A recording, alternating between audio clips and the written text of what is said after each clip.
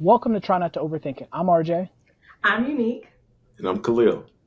Every day, just like you, we try to make sense of this crazy thing that we call life. As peers in the healthcare profession, we find ourselves discussing and debating many different topics. After many heated debates, we decided to both expand upon these topics and give our viewpoints to you as licensed social workers and therapists. If this is your first time here, we'd like to thank you for checking us out, and we hope that you'll stay and become part of the tribe and participate in the conversations with us. So today we are going to be talking about overcoming domestic violence. In the past few years, we've witnessed and had discussions on domestic violence and intimate partner violence, as well as seen some cases play out in public. Some of the more notable ones have illuminated how big of an issue this has become in today's society. However, as a person who has been exposed to any kind of abuse or violence, they are the only ones that know the real impact that it has on them both physically and mentally.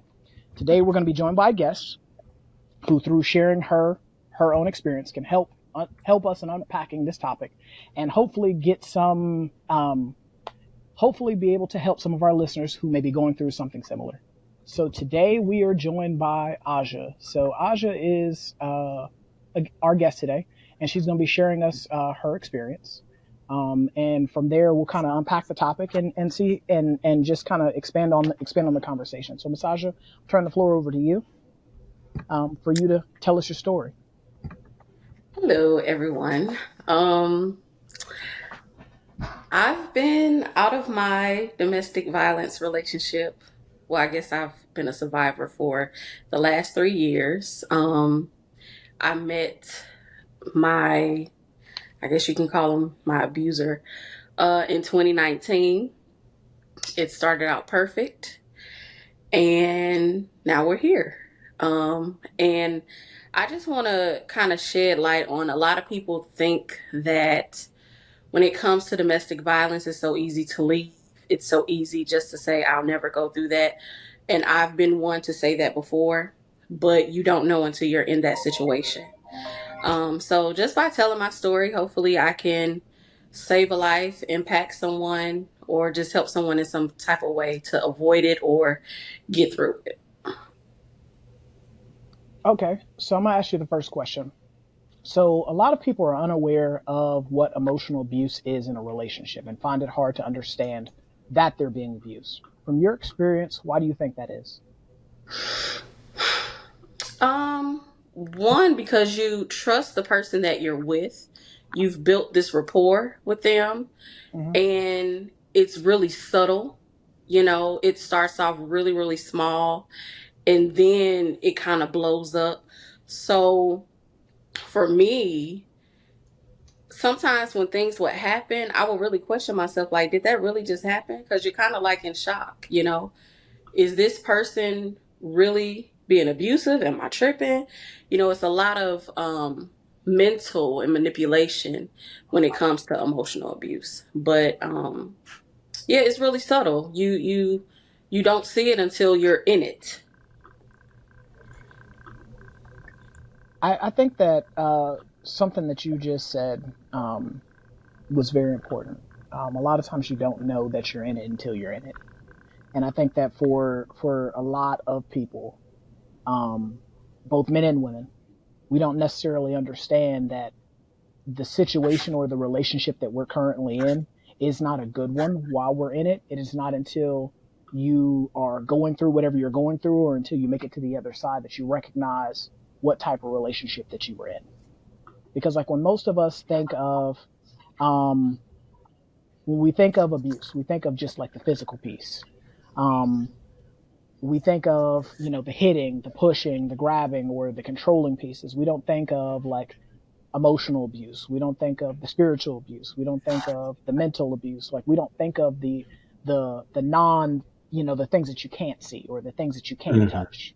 And I think that Yeah. for a lot of us, like when we like unpack relationships, especially like if you go over like past relationships, you know, there have been maybe one or two of them where they probably were abusive or they probably were, a maladaptive relationship. If you start to unpack things, what do you guys think about that? I think I tuned my headphones went out for a second, but just hearing the tail end of what you guys were saying, one, abuse doesn't have a look. Hmm. Even an abuser, they don't have a look. You know, they're Yeah. not, oh, that person's an abuser, or they're gonna do this to me. And I think sometimes people always think you're gonna see red flags. Well, you should have saw the signs. You should have saw the Hmm. red flags. But a master manipulator, that's their job, to Right. disguise, to make you think you're getting one thing, and when you are in it and you're committed and they see that, it's kind of like a light switch goes down. And once you're in there, you're trapped. Oh yeah. And so I don't think that you always know. And I will honestly say an abuser preys on the person who has it all together, because usually they don't. So you get caught up because you're a good person, you're a giver, you are somebody who has it all together, and you're like, oh no, I'm just helping them out. And at first you're thinking it's just help, it's just you giving and you showing up and you're being a good human, and then you start to question who you really are, and did they misunderstand me, and did I say the wrong thing? Well, maybe it was me because I'm a good person, so maybe I was just a little spicy today. And before you know it, you're then their true persona comes out, and you get to see the beast for what it really is. And it's not always physical, it's not always verbal or emotional. Sometimes they're withholding money, they're telling you which friends to hang out with. It's the little manipulations that turn big, and then before you know it, they're like, you don't love me, I'm going to commit suicide Hmm. if you try to break up with me. Right. And so it's this deep mental abuse that they're putting on you, where you can, damned if you stay, damned if you leave them, almost. Yeah. Yeah. Right. So unique, you were mentioning kind of that mental abuse, the emotional abuse, before we even get to the physical. Sometimes it starts in that area. The funniest thing is for me, as a social worker, and of course, you go to school, they start giving you these statistics, and then you start working with clients. When I worked at the mental health center, who were victims of abuse, and you start seeing some of these patterns. So, Aja, I'm going to ask you, in one of the statistics that we know is usually people who have been a part of domestic violence, some form or another in their past have been in other relationships that were very similar or toxic, even if it was with their family. Did you have anything like that previously? Oh yeah. Yes. Yes. Like after I will say with this particular relationship, it was on a greater scale. Hmm. But after being in this relationship, I reflected and I was like, okay, I've been in some other abusive relationships. It wasn't to this extreme, you Right. know. It was with some family members, you know. Hmm. It was with some friends, you know. Yeah, like absolutely. Right. Absolutely. And now of course, I'm still in therapy, Hmm. you know, Yeah. after dealing with this because I question my decision making now because once I see a glimpse of what I went through in a person, I'm cutting it off, you know? And I want to give people chances, but hey, the last time I gave somebody a chance, I was kind of abused. So don't Right. want to put myself back in that situation. So it still takes a lot of work just to make sure that I don't end up in toxic friendships, to make sure that I don't end up in another toxic relationship. Um, yeah, but yeah, family situations, friendships, absolutely. Right. Aja, I don't want to jump out of our loops because we have our little question loops that we use and stuff like I don't want to jump out of loop. But I do want to say that what you mentioned, I think a lot of people kind of leave or neglect. Friends can do this to you as well. Hmm. And it's not just intimate, partners or spouses. This could be an intimate relationship with a friend or family member, and you'll be stuck in an abusive relationship. And a lot of people take that for granted. That does happen. Oh There's yeah. Yeah, people will take advantage of you. People will mistreat you, and you'll think it's okay because, oh well, that's my friend and that's how we do that. Hmm. Yeah. But that's not proper. That's not a proper relationship. It's unhealthy, and we have to kind of, I think, out people, because some people are under the assumption that, well, because they're my friend and it's not my girlfriend or boyfriend, it's okay. Yeah. Yeah. Boundaries are so important, and I never understood that before. Um, Hmm. I never really understood boundaries before. Like I've always been on a self love journey, Hmm. but that self love journey, it it was so much deeper than my physical appearance. It was so much more than what others could see.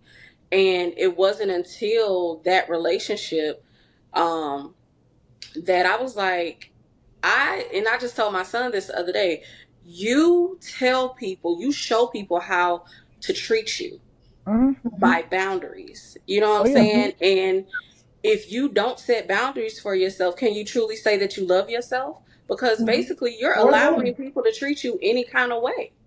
Right. Hmm. You know, Absolutely. friends, family, and I've gotten to the point to where I don't care who you are. I will cut you off in a minute because I'm not about, I've done so much work for my mental health over the last 3 years that I'm not letting anybody or anyone make me go backward, you know? Mhm, So, mhm. yeah. I think it's interesting that you talk about boundaries in alignment with the healing. And that's one of our questions, like, what did you do to recover from the mental effects that the abuse caused you? And we talked about therapy. Hmm. And one of the concepts that we talk about in therapy a lot is that of boundaries. And you Hmm. also mentioned self love. I think you hit on a very pivotal point when you said you were good at the self love journey physically, right? Hmm. Getting the nails done, getting the hair done, making sure you look and feel good about your outward appearance, but you didn't take, prior to this experience, you were not cognizant of how much work needed to be done from the inside, right? How many emotional boundaries you had to put in place, mental boundaries you had to put in place to say, I don't know. That don't make me feel nice. I'm not staying here. I Right. didn't Yeah. like the way you said that. I'm not. You can't talk to me that way. And Hmm. so when we look at abuse, we don't realize that healing and getting to a place of wholeness requires the setting of boundaries. Oh, Hmm. It yeah. requires having that introspective look to say, I may not, I didn't cause abuse to happen, but I do get to control if it continues. Right. I Yeah, do absolutely. get to say, if it happens to me again, I do get to say, you know what? I'm aware of these signs and symptoms. I don't like it. I don't want it. But a lot of people don't realize they harness that power. So I think that that was just beautiful that you were able to talk about how this experience, you were able to come out with a greater sense of self awareness and Oh, yeah. power. Yeah. Yeah. Yeah. And I have kids, you know. I've Mm-hmm. just recently become a grandmother. Come on, What? Yeah. You're a young looking grandma. Grandma. Yeah, she's a young grandma. She one of them new grannies. but Wait. the Um, knees still good. Her knees New still granny. good. Uh huh. Uh huh. so, you know, I have a son. He will be 18 next week. He just had a son, you know. I have a daughter. Nice. She was the product that came from that abusive relationship. And that was Mm. one of the things that made me say, okay, this is enough is enough because Mm-hmm. now I have a child, a daughter who is going to be looking for me. Not that my son wasn't looking for me to be an example, but you know, sons have their fathers, you know, for Yeah. certain situations, and Mm-hmm. daughters need their mothers for certain situations. And Mm-hmm. so Right. Mm-hmm. I never wanted her to be subjected to his emotional abuse and Mm. all of that. So I said that to say because I have eyes watching me, you know, my life is not my own, you know. Mm-hmm. It Mm-hmm. isn't, you know, and I have to make sure that I'm being that example for those who are watching me. You know what I'm Hmm. saying? It brings tears to my eyes when if I think about my daughter going through what I went through. You know what I'm saying? I Mm-hmm. would never want her to experience a love like that, because that isn't love, Right. you know. I'm Mm-hmm. sorry. So No, you're good. that's one of the biggest reasons why, I had to change, because I have children who are looking up to me to be an example. You Mhm. know, they not only do they deserve it, but I deserve it too. I deserve to be loved the way that I'm supposed to be loved, in a healthy way. Mm-hmm. So Mm-hmm. In our previous episode, one of our previous episodes, we talked about how sometimes change is not something that we want to do, Mhm. but change is made possible by a certain experience or situation. And it sounds like in having your daughter, you were forced into this change. You were forced to Mhm. do something different, because if you didn't, the the propensity for her life to be shaped or impacted negatively was great, and you couldn't in your right mind set your daughter up for that type of lifestyle, set her up to think that this was okay. Now I guess this, in that same vein, how difficult was it to break away from this relationship? it's still hard. Mm, Right. Before this relationship, I was so bubbly. I was such a people person. Now I'm isolated. I deal with social anxiety. It was really hard because for whatever reason I felt like I needed him, but I mm, didn't. mm, In leaving him, on top of healing from that, I dealt with postpartum and I dealt with PTSD. It was hard. I'm just mm, now, I left him when my daughter was 8 months old, and she's 3 now. And I'm just now getting back to feeling some sense of normalcy, but mm, it's difficult. Every day I wake up, it's a journey, man. It's minute by minute, day by day. mm, mm, But it's so worth it.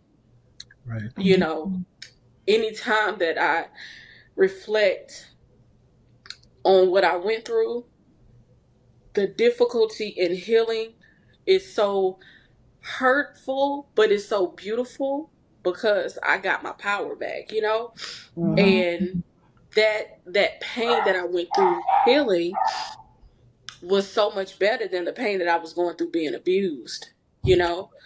But it was really difficult. It's still a journey. Like, I will probably be in therapy for the rest of for the rest of my life. Not just with that, but just with everything. mm, I don't want to give that situation so much power, but it shifted me. It shifted mm, my view of people. It shifted my view of myself. It, like you said, it made me so aware of just relationships and giving my energy to people and setting those boundaries.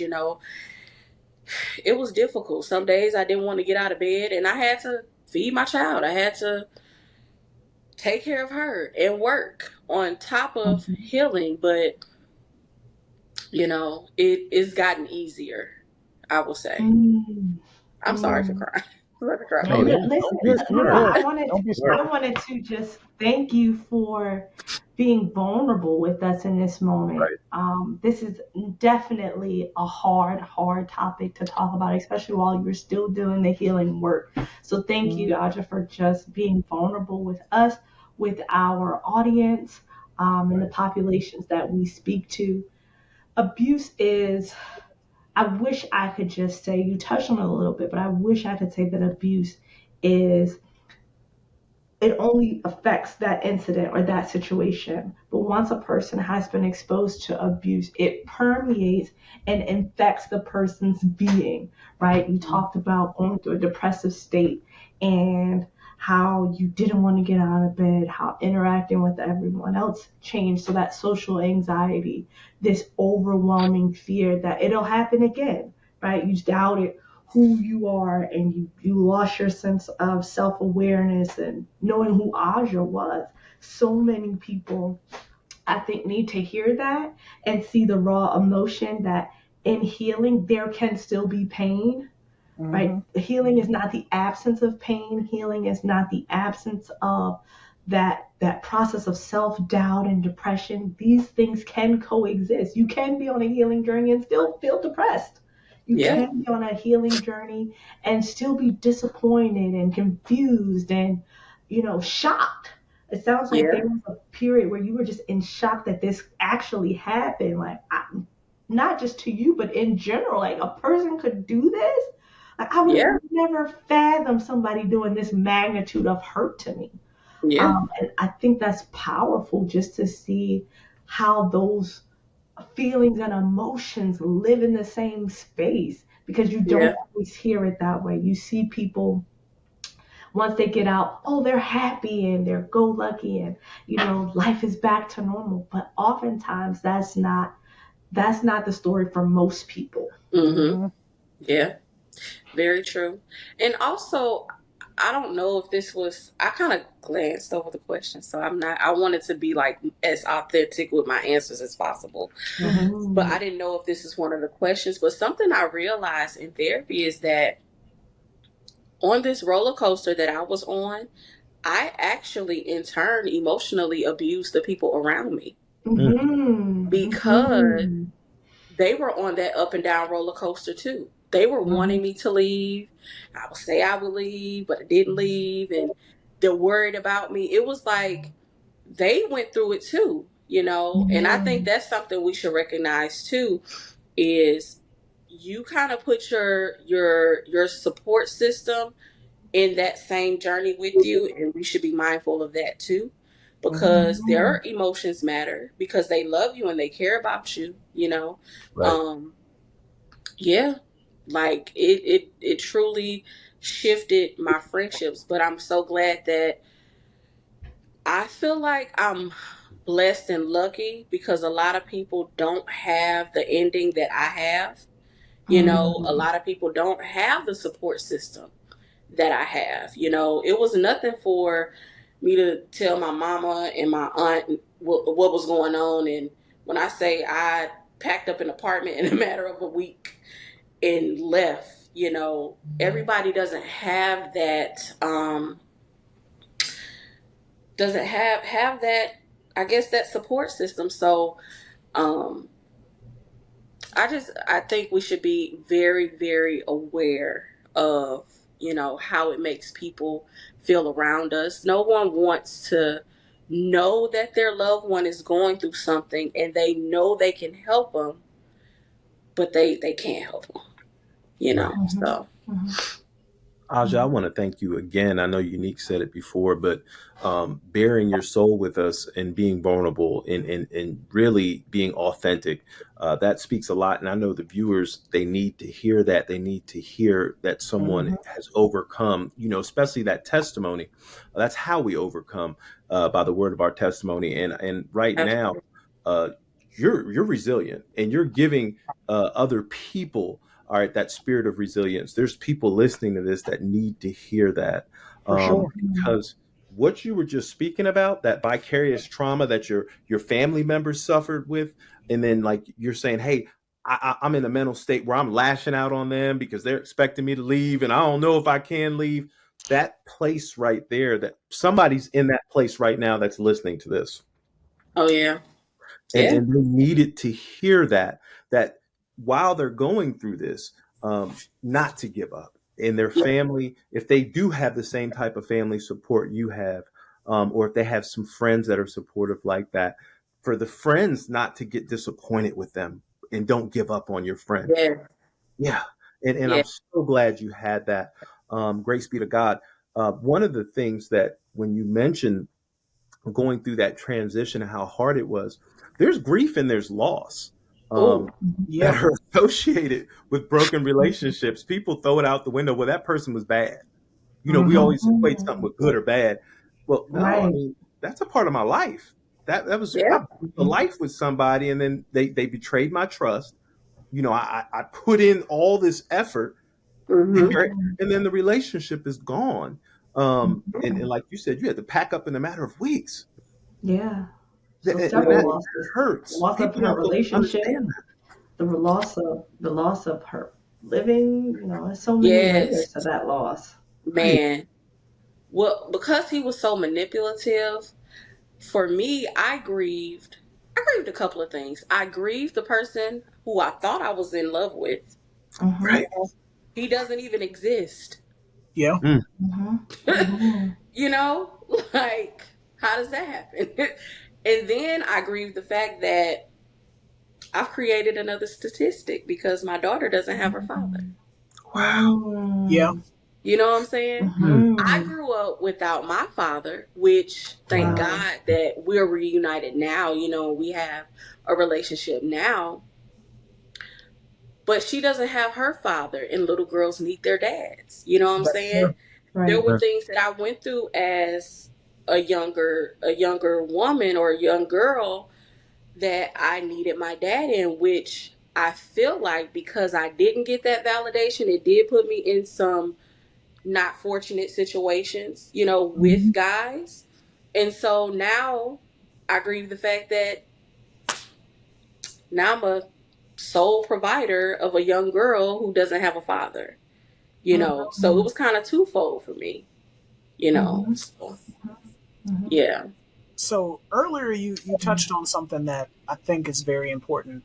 You talked about your kids and you talked about your daughter and recognizing that you saw that you didn't want her to be in this type of situation or for her to think that it was okay. I think that for a lot of people, um, we don't really think of who's watching us, because for a lot of things, like people do what they see, people do what they've Right. Hmm. experienced. And so when I grew up seeing this, I grew up thinking that this is okay. I grew up thinking Right. that, this type of situation or being treated some kind of way is all right because it's what I've seen. It's familiar. Hmm. Mm-hmm. And Yeah. I mean, I remember watching an episode of Love and Hip Hop Atlanta, and Erica brought that up to Scrappy, and you could see like it hit him different when she said, "How would you feel if somebody was doing our daughter like this?"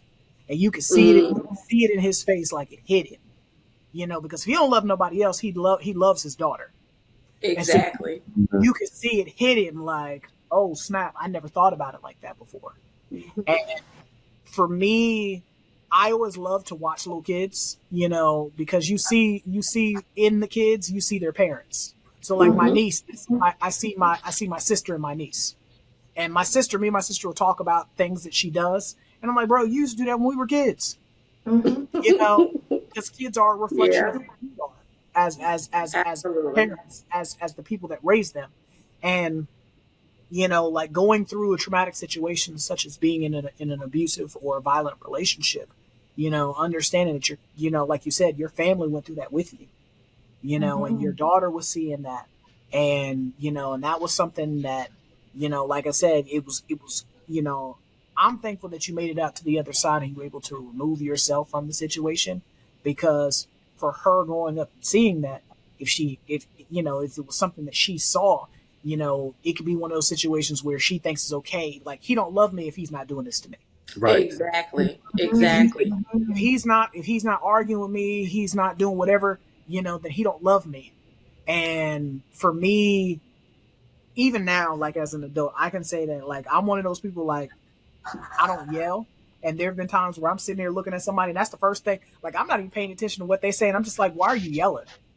Right. Because for Oh. me, that like I'm, Right. that's just unnecessary. And because my parents never did that. I don't argue Hmm. because I never saw my parents argue in front of me and my sister. I don't yell because I never saw my parents do it.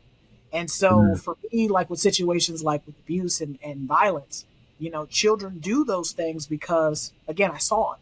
I saw it. It's Mm-hmm. what's Yeah. wrong. We've talked about that on here several times about normalization of behavior. Certain patterns Mm-hmm. of behavior become normal for our children because they're watching us do it. Right. Hmm. Right. Yeah. Yeah. It got to the point to where me and him would argue and she would be sleeping. Like, we are like arguing at the top of our lungs and she's just oh, this is just what mom and dad do. I was like, oh no, that no, no, Mm-hmm. mm-mm, Mm-hmm. no. Speaking of the arguing, and I don't know if you guys covered it already, but what were the types of abuse that you were exposed to, if it's not too sensitive for you to bring up? Um,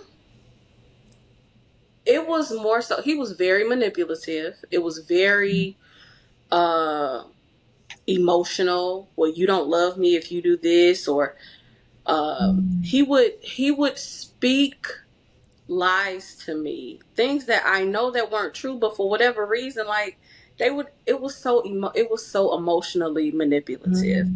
For Mm. him, he was an attention whore. He loved women, Mm. and he would say things to get a rise out of me, to create an argument, because that's what fueled him, Mm. you know. Yeah, it was crazy. And then sometimes it was physical, you know. Mm. He's threatened to run me. This is when I was pregnant. Hmm. He he threatened to run us in traffic and kill us. Wow. There was another incident where he hit me with a door. Mm. Um, and my arm was really bruised real bad. My leg was really bruised real bad. Um, I'll never forget. I was about 5 months pregnant. Um, he was an alcoholic, Mm. and so whenever he would get drunk, he would get just belligerent. We fought while I was 5 months pregnant. He wished death on my child. Mm. You know, I hope she dies. She ain't mine no way. And it was a lot. It was a Yeah. lot. Yeah. You know, he's hit me in the face with a. It was plastic, but it was still a bottle of gin. He It's a pushed hit. me. I mean, it's an assault, no matter It's if it was assault, right? plastic, if it hurt you or not. Yeah, You don't even it's been a lot. He's cursed me out, called me out of my name. It was a lot. wow. Yeah. Um, I think what would, if you had to pinpoint a moment, what was the defining factor that said, you know what, besides just your daughter, when you were like, nah, I'm committed to, I'm out. What was that turning point for you? Um. So my daughter was born in January of 2020. So about maybe June or July, he ended up moving out of our apartment. And he would do this thing where he would just discard me. He would just act as if I never existed. And in Mm. those moments, God was showing me that he was giving me strength then. And when I thought I Mm. needed him, I really didn't. And that's when God was really doing his work in me. So when he would come Mm. back, and and at that point I was in therapy at that time. But I could recognize certain things that he would do on purpose. And because I knew that he would be manipulative, I stopped feeding that ego, you know. And I just got to the point to where I ain't like him no more. You know, I just got to the point to where I was like, you know what? How about, because we want two separate things. I want a family. I want someone who's just going to be with me. You love women. How about you go and be in that type of relationship? This is the type of society we live in now. Right. There's a Yeah, plethora of things that you could get away with. Right. yeah, yeah. So I mean, you there's a find person who something that likes works that. for you. I find something that works for me, and let's come to a common ground to take care of our child.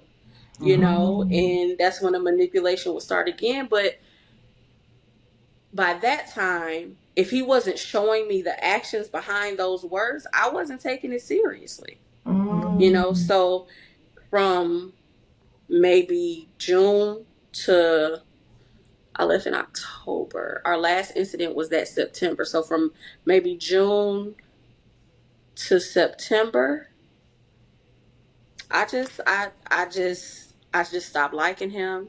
With the help of therapy, I was just like, you know what? I deserve better, you Mm. know? And The last incident we had, um, he charged at me like he was gonna hit me. It was so crazy. He was mad because I set a boundary, and I told him, you are not allowed in my house if you have been drinking. I don't care if you Mm, was drinking earlier that day. If you consumed alcohol, you cannot come over to my house and be with our daughter and have her experiencing you inebriated. And he didn't mhm, like that. I took my power back. And Mm. so he mhm. lashed out, you know. Yeah, Um, I tried to get another restraining order at that time, but it was even a blessing in that getting denied.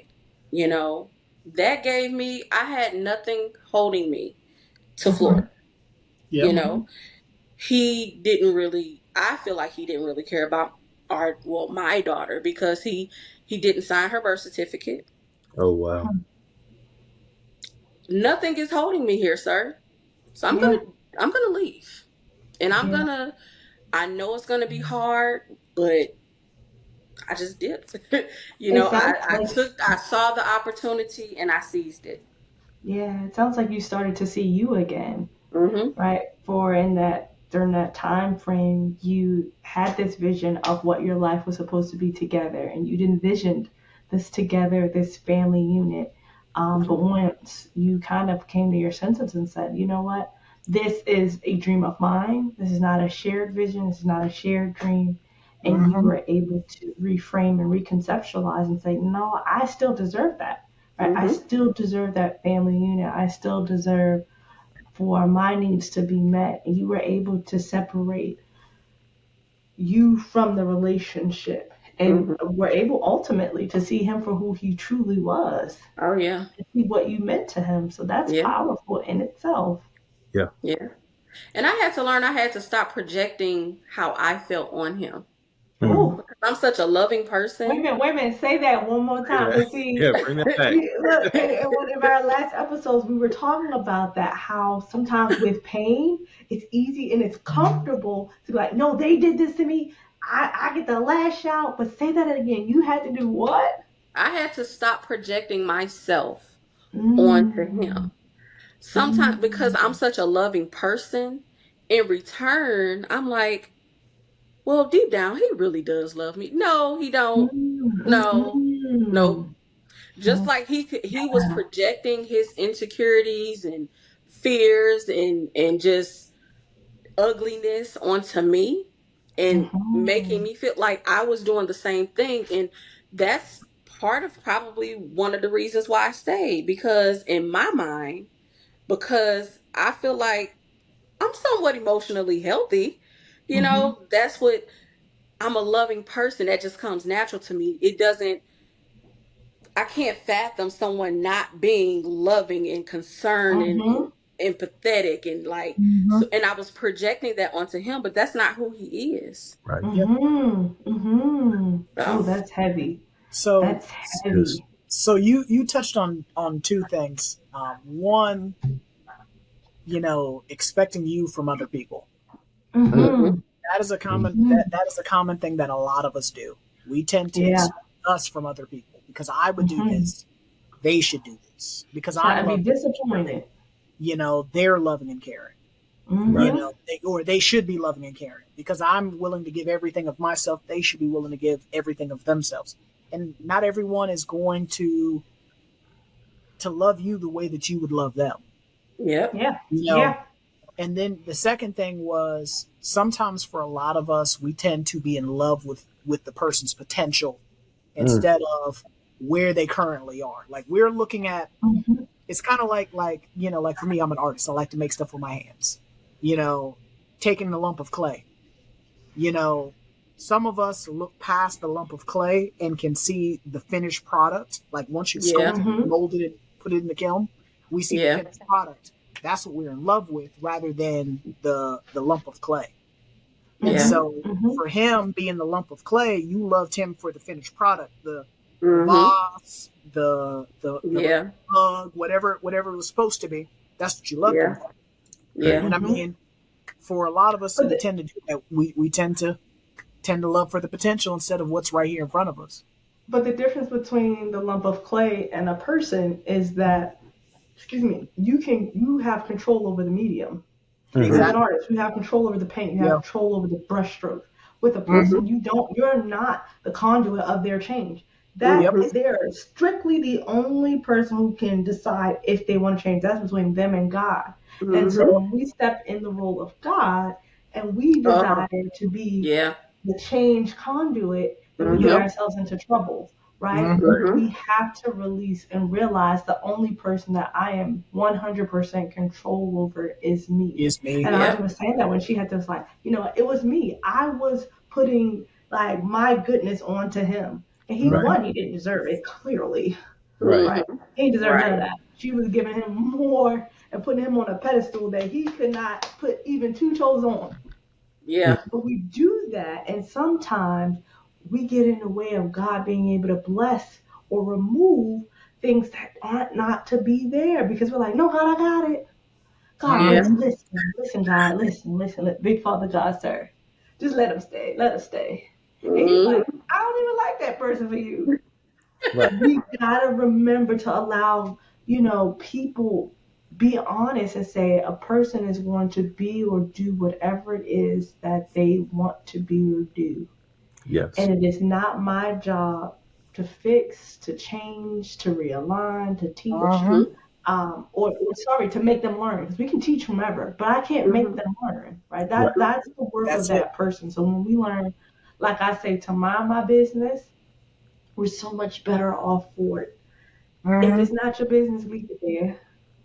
Yeah. Well, well, Yeah. Aja, I'm really whoever your therapist is, right? Listen, My hats hat goes off. off because you are doing some wonderful work, and it's Mm-hmm. showing when we're doing this interview. Just your introspection and some of your just a lot of people don't have that type of insight that you have, Mm-hmm. and I can tell that you're changing. Something you said earlier, you said you were a naturally like bubbly person, and I can see that in you. I can see it, and so that means it's coming back. And you're not letting those circumstances or those past circumstances dictate who you are, and the child of God is coming out and you're shining. So I'm very glad to be a part of this today, that I get to see that. So this is a mental health podcast. People go get therapists. She's Yes. Mm-hmm. been through a lot. She went and she took action. So, well, I don't Yep. want to stay in this place. I don't want to always be in this level of hurt. Somebody help me get through this. Um, Mm-hmm. and for our people, and I don't want to make this is for all people. I just want to make this color things for everybody, you know.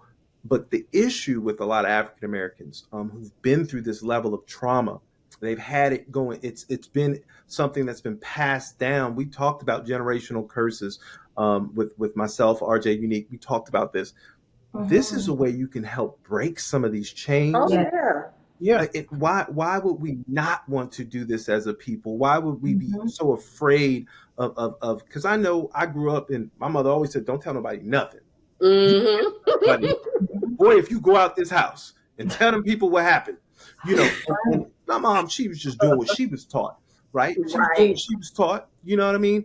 And the thing Mm-hmm. about it is, though, when it comes to my mental health, when it comes to things that are going on in my life that affected me like this, affected me, my kids, my livelihood, everything, I need to be able to talk to someone about this. Yeah. Um, Mm-hmm. Yeah. so I want I to give a agree. shout out to your therapist. I agree. Well, Khalil, you You touched know, on we've that. been, oh, I'm sorry. I No, was I just was gonna just say saying. we've been taught that, oh, just pray about it. Right. Yeah. You know, just pray about it. And I tell my mama all the time, I can pray, but God gave wisdom to these doctors to Yeah. help us with stuff he can't come down, Mm-hmm. that he ain't gonna come down to help us with. You know what I'm saying? Yep. So between Mm-hmm. prayer and therapy is how I've been making it Amen. Yeah. Amen. I think a takeaway could also be you're only as strong as your supports, or you're only as Yes. successful as your supports, Yeah. right? I tell my clients all the time, oftentimes we go to the wrong place looking for the wrong item. through. Mm. Cannot go Mhm. into a hardware store looking for an apple. They can tell Yeah. me how to grow one. They might have the seeds there. But I'm never going to pick a good apple. I can never say, what do you think about this Red Delicious? Do you think it's at peak, Right. rightness. Never. It doesn't Right. matter. It doesn't mean that the advice given there is bad advice. It's just the wrong source. There Yep. will be things that will happen in your life that your family is not equipped to support you in. It Yeah. does not mean that they're not good for you. It Right. Mm-hmm. does not mean that their advice is not sage and wise wisdom. However, your success is only as good as your support. There will be times that you will need more support. Right. Unless you are equipped as a midwife, you watched a baby be born before, you might not know how to deliver a baby. So you might want somebody who has, Right. Yeah. right? If you break your arm, I don't care how good of a mother you are. My mom was not fixing a broken arm. Okay. My Yep. mom has got her fair share of broken bones with my brothers and herself. But my baby girl is not equipped to wrap a cast, Mm-hmm. okay, or to mend a broken bone. So she Right. Yeah. has had to get a doctor, had to get a physical therapist. But when it Yeah. comes to the mind, oftentimes people will neglect it because you can't see it. You can only feel the effects of it. What they don't understand is the issues are far more reaching if not corrected, if not Yeah. addressed, if not processed through. Yeah. And so, if you want to be successful mentally, emotionally, and ultimately physically, surround yourself with supports who are not just limited to what you know. Mm-hmm. Go outside of that scope and say, I'm going to reach out to the therapist. I'm going to join the support group, right? Right. I'm going to be Right. around people who have been where I am, who've been successful, who've seen the other side. I need to talk to those people. Mm-hmm. Join a mentorship, get a life coach. And I'm suggesting different options because people say, well, I can't afford a therapist. Mm-hmm. Support groups are free. Right. Um, Yeah. you have coaches in your local churches and community centers, and their rates are a lot more discounted. But just staying within a certain network is not an excuse not to have the success that you need. It is an excuse to remain in that painful state. Don't get caught up in the option of remaining in the painful state because you're too afraid to tap into something that looks different from what you've always known. It was what you always known that could keep you in that painful situation, Keep right? Mm-hmm. you In that bonded. painful state, keep you bonded. If For I sure. just said, well, I know this guy, I'm gonna just stay here because I know him. Right. She Mm-hmm. didn't know what the end was gonna be. She didn't know what leaving him was gonna look like. But Mm-hmm. she said, I can't stay here because it's something greater pulling me. I don't know what's over there, but I'm gonna trust that that is better, is greater for me than staying here. Don't be Oh afraid to yeah. go beyond what you know. It's definitely been a faith walk. And, you know, God has really proven himself. When I say he has taken care of me, Mm-hmm. he has Mm-hmm. truly taken care of me. I Mm-hmm. just, Mm-hmm. we'll be here all day with me explaining how. But anyone who is in that situation, there are resources. You just have to look for them. If you want to get out, you can. If you Mm-hmm. want to change your life, you can. We can Mm-hmm. do anything we put our minds to. Mm-hmm. That's right. Anything. That's not for just little kids. That's for Right. That's us right. grown people, Yeah, Hmm. for the rest of your life. you know. So yeah, yeah. Oh, this is awesome. Oh, So to go back to something that you said earlier about setting boundaries, I mean that's something that we've talked about on Hmm. here. It's protecting your meat, your money, your energy, your attention, and time. I think that like once you Mm-hmm. set those boundaries, like you said, you teach people how to treat you. You teach hmm. people Mm-hmm. where you're coming from, and and I think that, and I've had this conversation with some of my clients before. Um, some boundaries are going to be like hard and fast, like concrete. Other Mm-hmm. boundaries are going to be flexible, where you can kind of, depending on what it is, depending on what's going on, you can be a little bit flexible about that. And I think that, by having those boundaries and being able to take that time to learn you, because everyone's boundary is going to be different, you Mm-hmm. know, Oh yeah. the only way you can know what your boundaries are is taking that time to learn you and putting Yeah, yourself first in some instances. Hmm. and And I learning think your that value. Oh exactly yeah. knowing what your value is. I think that Absolutely. that is definitely something that that for a lot of people, hearing that from you, like, hey, I set those boundaries, not just in relationships in regards to this is my boyfriend or whoever, but my friendships, my families. Because when you Mhm. recognize this relationship was bad, you started to recognize that other relationships probably weren't the best too. And I mean, it makes you take Mhm. a step back and a look at everything that's going on around you. And then Mhm.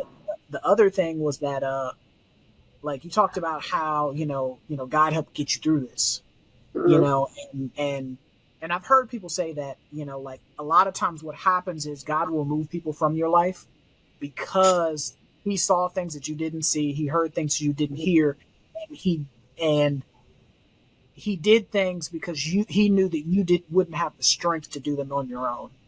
And Mhm. I mean, Mhm. you know, a lot of times like when you hear things you don't necessarily understand how it's applicable, but I think that a lot of times like in your situation, like this is one of those situations that was applicable. Like you said that at a certain point you just didn't even like it no more, and I Mhm. Mhm. think Mhm. that for some of us we tend to hold on to relationships longer than we're supposed to. Like God's giving you all the signs like, Yeah. hey, it's time to let this go, Yeah. it's time to let Right. this go, it's time to, Yeah. and we'll Yeah. hold on for dear life because like for whatever reason we just got to hold on to this person With or that these fear, things. that fear. Mhm. Exactly. And in that moment, God gave you the opportunity, to kind of cut that off because hey, He started revealing certain things and you were willing to receive what He was telling you. And I Mhm. think that Mhm. I think that's a blessing in and of itself. Yeah. Yes, it I think Mhm. we have to learn when we do set those boundaries, we have to be careful to bend them Mm-hmm. because we don't want to be so desperate in that thing that Yep. we desire to where we bend the rules. That's something like I had when I met him. I had so many boundaries. Mhm. I was so like I think it was a challenge for him because I had been in Mhm. therapy. I at the time I moved to Florida. I had a good job, paying my bills. Oh, I'm on this self love journey. I'm losing my weight. You know what I'm Mhm. saying? To set these boundaries, and I think it was a challenge for him. And Mm. we have to be careful because one, you could end up in a situation to where it could be life or death, when it comes to those boundaries. And you just because you're worth the fight, you're worth that boundary. Just because a person does not see your value doesn't mean that you're not valuable. right. Mhm. It's Yeah. okay Mhm. for um it's okay for you to be patient enough to wait for someone else who's Right. going to see your value and respect your boundaries. You know Mm-hmm. what I'm saying? So we can't be so desperate that we want love so much that we just accept anything. Yeah. Right. Mhm. Well, Mhm. I've finally gotten to a place to where I am okay if I am never in another relationship. I am perfectly happy being single because I know that what I'm worth. You know what I'm saying? And I Mhm. know that when I do get into another relationship, it's going to be healthy. Yeah. Mm-hmm. It's Yeah. going right. to be healthy. I deserve that. Mm-hmm. Well, it Well, sounds like Aja, you're working on being healthy for you, right? Oh The yep. yeah. first relationship we have with anybody is the one we have with ourselves. Mhm. Yep. And so before we can look to get into another relationship, forge another path, you got to Mhm. be sure that this one is okay. And it sounds like you're putting in the hard work to make sure that your most important and your first relationship with yourself is one that is filled with love, gentleness, respect, clear boundaries, high values, and full of love. Mhm. Right. Aja, what I heard you say is a lot of people don't want to be alone. Mm-hmm. Um, Mm-hmm. and it's difficult to think about being alone like long term or am I going to be alone for the rest of my life? But when we talk about self-worth and I hear you talking, but also I hear that this is something you've worked on, a lot of people haven't done that. I got Mm-hmm. to take a lot of times I got to take the clinical hat on when I'm talking to people, right? Because you get caught in this, and I tell people all the time, a lot of people I meet, just in friendship relationships, they don't want to be alone. They're scared of being alone, which is crazy with all these people on this planet Earth that God has made, right? People actually have that fear. That's a fear, a valid fear sometimes. I guess if you're, 7 years old or something like that, I could see maybe that playing a role in accepting certain behavior. But like you're saying, I got these boundaries, and I'm gonna have to be by myself if this person doesn't respect that. Yeah. And I that used shows to be that person. I Right. used to be that person who I would have so many people always at my house, always doing something, always. But because I was never alone, I could never tap into what's going on. Why am I the way that I am? I never had a chance to deal with my childhood trauma on Right. top of just life happening, and just I didn't even know who Aja was for a long time. Now I'm getting to know her and I love her, and ain't nobody finna just mistreat her. So yeah. I hope somebody's picking this up, because these jewels that are being dropped right now, somebody's picking this up because there's somebody out there that's so uncomfortable being by themselves. They always got to have somebody around them. And like you said, they don't know why. They haven't understood why I can't be alone with myself. And that has to do with self-love a lot of times, and thank you for really getting into some of that. A lot of people don't know it's related to childhood.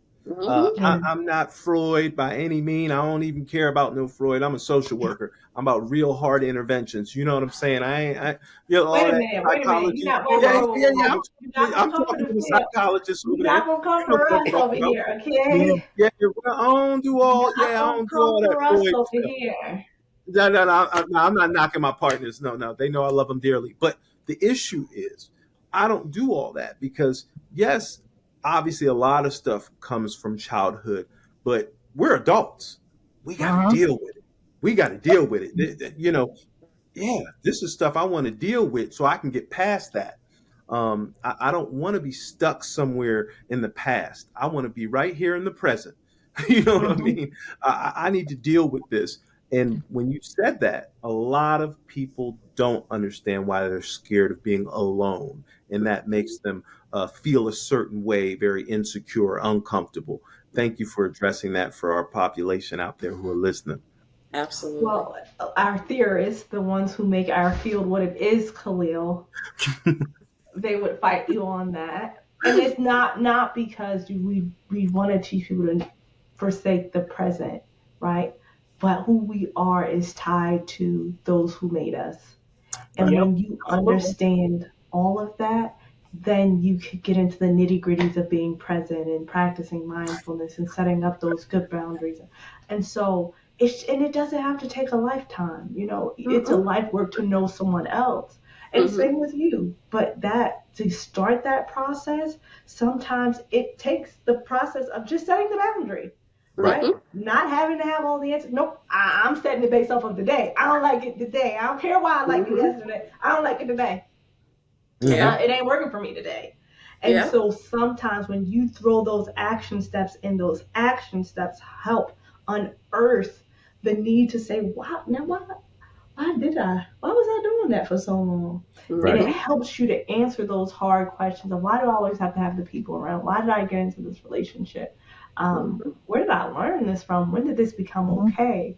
And your childhood usually is the answer to those deep, hard questions. And so whether you like it or not, you're going to have to go back to your mommy and daddy issues. Well, look, it's not that I didn't say, remember, that's why I said I brought it up, because I know, because this is social work, because y'all don't be liking to talk about it. Y'all don't be liking to deal with it. I'm coming for y'all feel. Y'all don't be liking to deal with it. You know what I'm saying? I'm not one that goes into all that childhood, but it technically, you have to sometimes in order to get grounded, come back. And so that's all. You were correct, Unique. But that's why I said it. But I'm not about that Freud, Aja. I'm about real hard interventions like the stuff you was talking about. Setting boundaries. Social worker going to tell you set these boundaries, and so you're talking about stuff that I feel. Because once you do that, you'll start noticing your environment change. when I set them boundaries, the people who really love me gonna be okay with it. The ones who's just fair weather friends and fans, they're gonna be Mhm. out the door. Absolutely. And also that has been helping me is my core group is in therapy. We Mm, practice Mm-hmm. boundaries, That's good. we That's make so sure that good. we're not doing things to make each other uncomfortable. And it Yep. may Mm-hmm. seem normal for me to whatever. It could be something as simple as, I don't know, popping popcorn. I don't know. But if you Mm-hmm. pop that Mm-hmm. popcorn and make me feel sick, I don't want you to do that around me. Like, I have to respect Okay. that boundary. Mm-hmm. You know what I'm Mm-hmm. Mm-hmm. saying? So it is very important to make sure that your support group, that you guys are kind of all on the same page. Yep. right. It doesn't help you mentally or emotionally, spiritually, to be the only person trying to better yourself if you Yeah. have people who are not trying to follow in that same path. So yeah, I've been pretty blessed, man. That's I've been awesome. pretty blessed. That's awesome. I want to say that this is not Aja. I wish she was a unicorn, but she's not. This, what she's talking about, is possible Hmm. for many. You Yeah. just have to have the difference is the courage to reach out for it. And she had the courage to do something different. She wasn't, she wasn't gifted some special ability to seek out help, some special ability to say, I want more. This was innate in all of us, right? The Hmm. special thing was that she did something about it. That's what makes her story different. That's what makes it a testimony and not something that her family talks about as a loss of a loved one. That's what made her story different. So if you are in a situation, someone who's in a situation, instead of telling them to just get out, remind them Mm-hmm. of the courage to have Mm-hmm. courage, right? When you're ready, I am here. How can I Mm-hmm. support you? I know this is tough. I know this is there, but you can do it. You're courageous. Hmm. You're a fighter. You are precious. And watch that person light up and develop and get to a place where Aja is and they're able to see what happened and see that progression and also able to see their healing. Hmm. Yep. Absolutely. I thank y'all for letting me come to your platform and share my story. Oh, it's been a We It's been a blessing appreciate you. pleasure. It's been a here. pleasure for us. We appreciate it. And for those who don't know the statistics, um, all women across the United States, it's basically at 30% will experience some form of domestic violence or family violence in their lives. And it's a tad bit higher for African Americans. If you check the Mhm. statistics, closer to 40% of African American women will experience some sort of partner or domestic violence in the home. So this is real. It Mm, does affect a lot of people. yeah, yeah. So we are going to end the conversation here. This is Try Not to Think It signing out. I'm RJ, I'm unique. And I'm Khalil. and we will catch you in the next episode. If you like what you heard and saw, stop by the YouTube channel. We can be found on YouTube as Try Not to Overthink It. We drop content weekly, so if you stop by, please like, share, subscribe, turn your notifications on because you don't want to miss any of the conversations that we have. If you would prefer to listen to Mhm. us, we can be found on Apple Podcasts, Google Podcasts, Spotify, Anchor, pretty much everywhere that you can find an audio file, we can be located. But again, Mhm. if you just listen to us, you miss out on the faces, you miss out on the antics. So, we're pretty good looking people, so you're missing out. So, Absolutely. but we will catch you in the On next my episode. good fashion sense. Yeah, and our fashion sense too. Unique is the most fashionable of us. Yes, she is. She Yeah, is. she must be looking great. So we will catch you in the next episode. Later, peace.